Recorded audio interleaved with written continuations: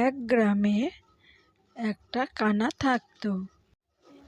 একদিন সন্ধ্যাবেলা কানার মা কানাকে বলছে, কি রে, যা তো যা, কাকার বাড়ি থেকে এক বাটি দুধ নিয়ে আয় গিয়ে।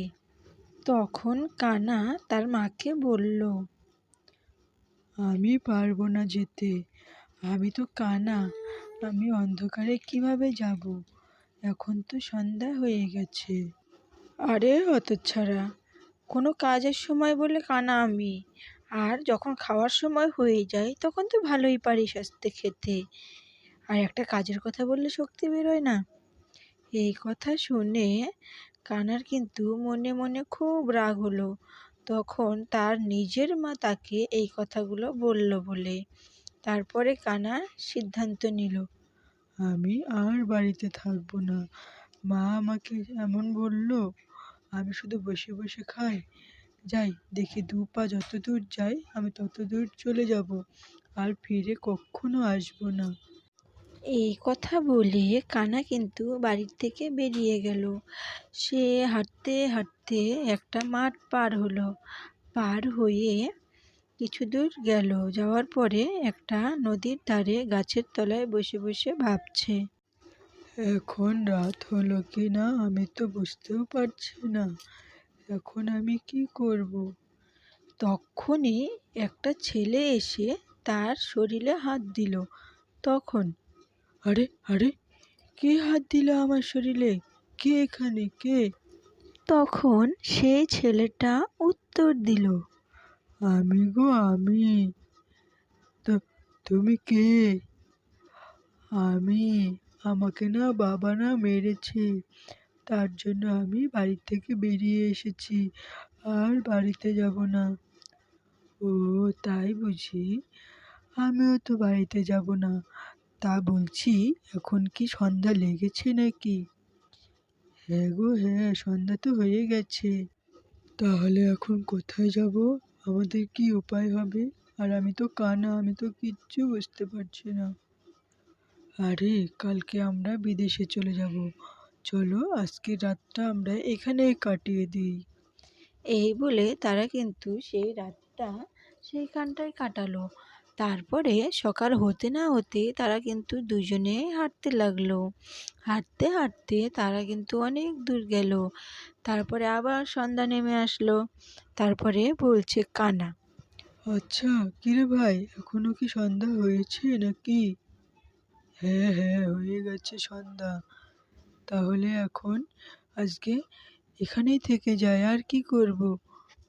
না না ভাই, ওই মাঠটার পাশে একটা বাড়ি দেখা যাচ্ছে, তুমি তো দেখতে পাবে না, তা আমি একটা বাড়ি দেখতে পাচ্ছি, চলো ওই বাড়িটাতে গিয়ে বলি দেখি।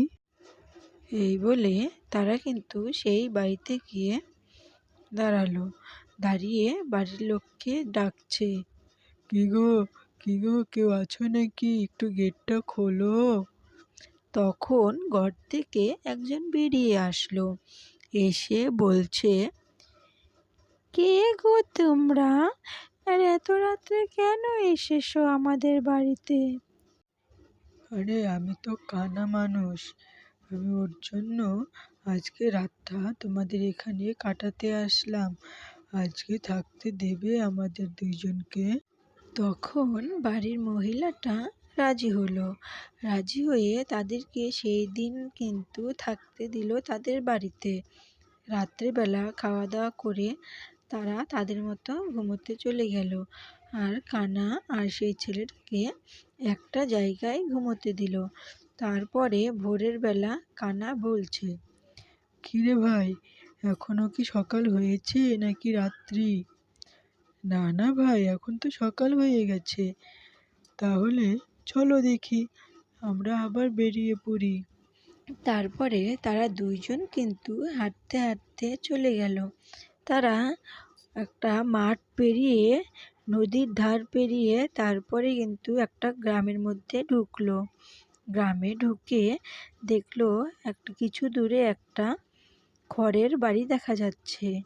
তখন তারা দুজন কিন্তু বলল, আরে কানা, দেখো ওইখানে না একটা খড়ের বাড়ি দেখা যাচ্ছে, চলো যাই দেখি ওই বাড়িতে কেউ আছে নাকি।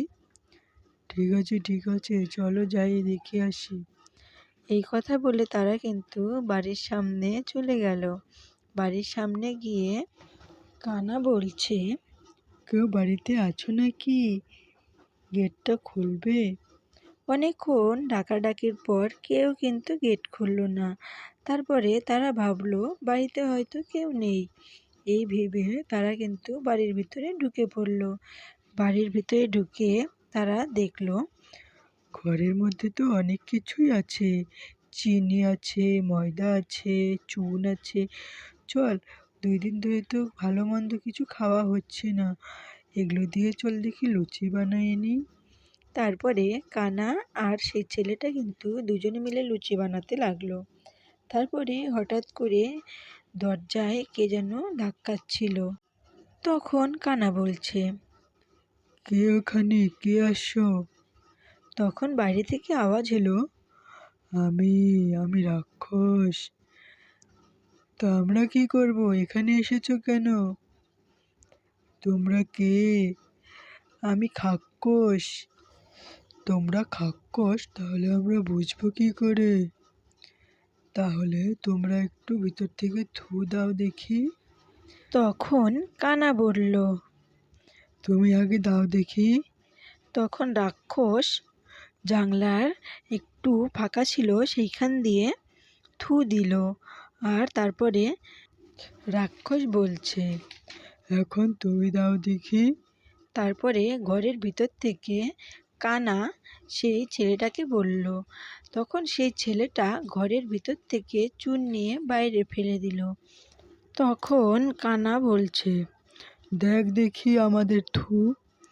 তখন রাক্ষস তাদের থু দেখে ভয়ে কিন্তু পালিয়ে গেল।